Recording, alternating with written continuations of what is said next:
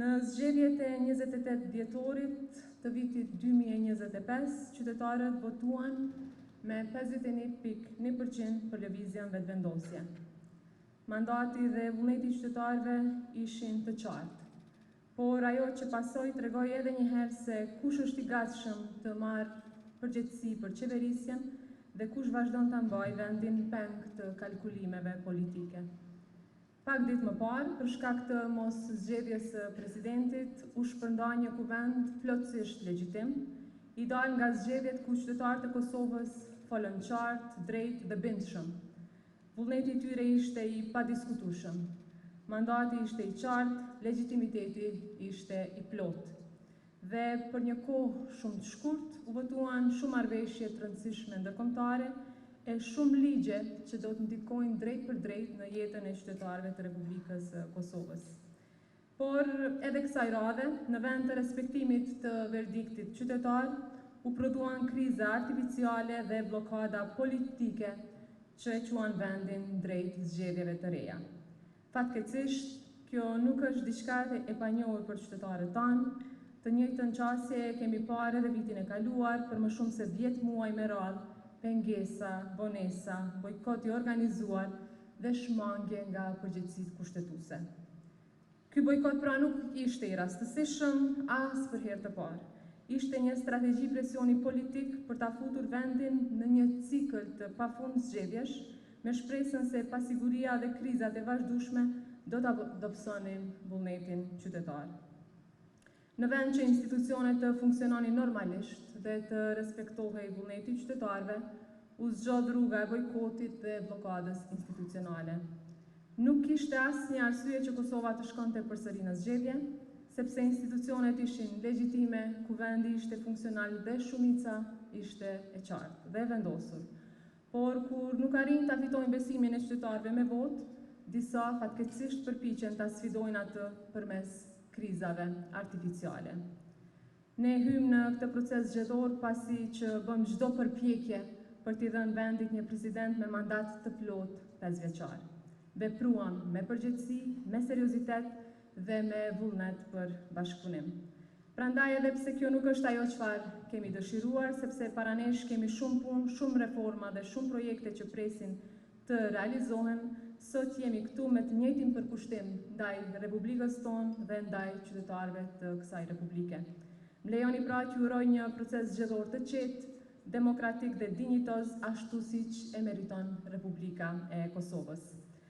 Të dashur aktivist, jam e nderuar që të propozoj zyrtarisht Albin Kurtin si kandidat për kryeministër të Republikës së Kosovës për zgjedhjet parlamentare të 7 qershor 2026.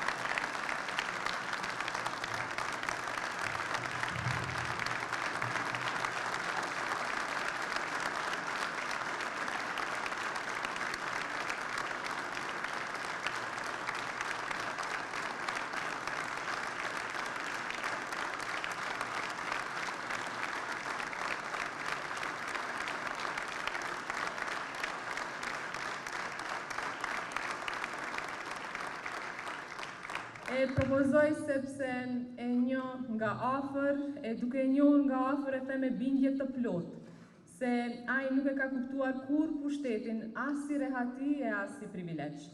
Për të pushteti ka qenë gjithmonë përgjegjësi ndaj qytetarëve, ndaj Republikës dhe ndaj brezave që e kanë dashur Kosovën të lirë, të drejtë, por edhe të barabartë. E propozoj jo vetëm për punën e madhe që ka bërë ndër vite në shërbim të qytetarëve të Republikës Kosovës, por edhe në shërbim të vendit tonë, por edhe për njeriun që ka qenë gjithmonë. Për Albin Kurtin shteti matet aty ku prek jetën e qytetarit, te drejtësia që nuk shitet, te puna që paguhet ndershëm, te shkolla që hap rrugë, te siguria që mbron dhe te dinjiteti që nuk varet nga lidhjet, mbiemri apo nga partia. Për te qeverisjes më të suksesshme që ka njohur Republika, Albin Kurti përfaqëson një ide politike të rrallë.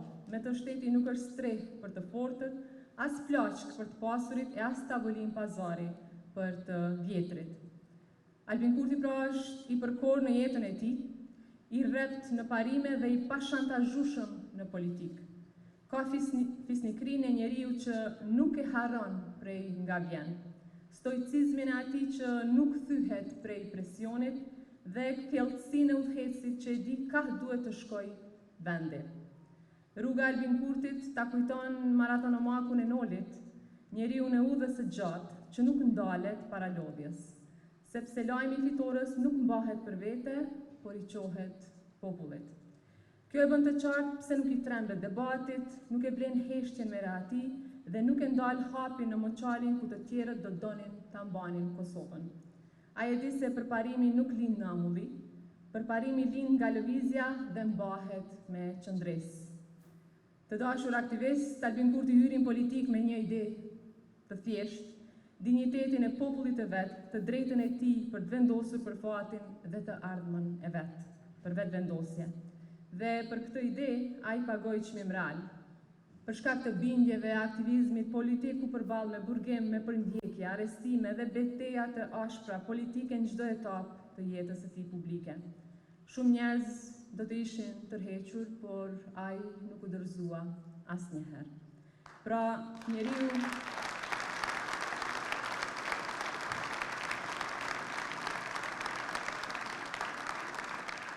njeriu që dikur fliste në protesta në demonstrata është i njëjti që sot merr vendime shumë të rëndësishme në qeverinë e Republikës së Kosovës me qëndrueshmëri dhe i pathyeshëm.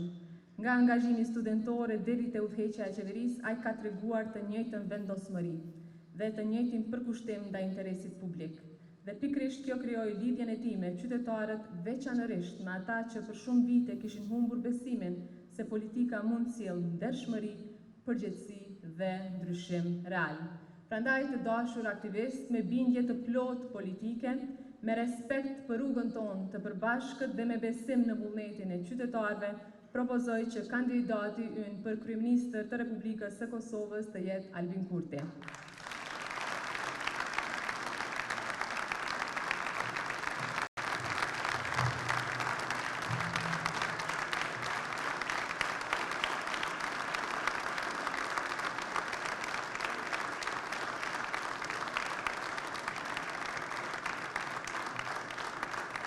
Sepse me Albin Kurtin, pakënaqësia qytetare u bë organizim, organizimi u bë qeverisja u bë dëshmi se shteti mund të punojë në dobi të qytetarit, pra Albin Kurti u bë kryeministër nga mbështetja e madhe qytetare dhe aty e ka borxhin e vetëm politik. Për dallim prej të tjerëve, Albin Kurti ka borxh vetëm qytetarëve të Republikës së Kosovës dhe këtë borxh ai e shlyhen me punë, me përkushtim dhe me përgjegjësi të përditshme, siç ka bërë deri më sot. Andaj 7 qershori është mundësia për ta konfirmuar Albin Kurtin si kryeministër të Republikës së Kosovës. Dhe 7 qershori është përgjigjja e Kosovës ndaj atyre që zgjodhen bojkotin në vend të shtetit. Faleminderit shumë dhe na prifte mbara.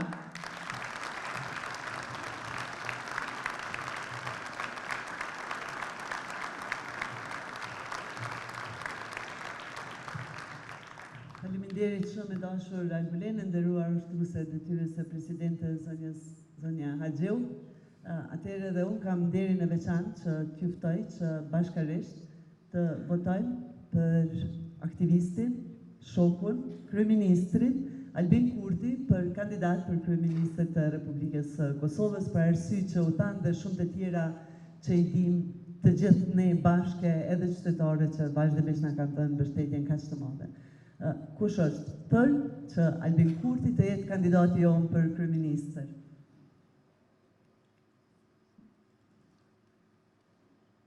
Faleminderit shumë, më thojnë që edhe pse votat këtu janë për arsye procedurale, të pyesa ka ndonjë abstenim ose është dikush kundër? Më njoftojnë që edhe votat e delegatëve tonë nga qendrat tona në Mërgat janë unanimisht për. Atëherë urime e na prifte mbara të gjithëve.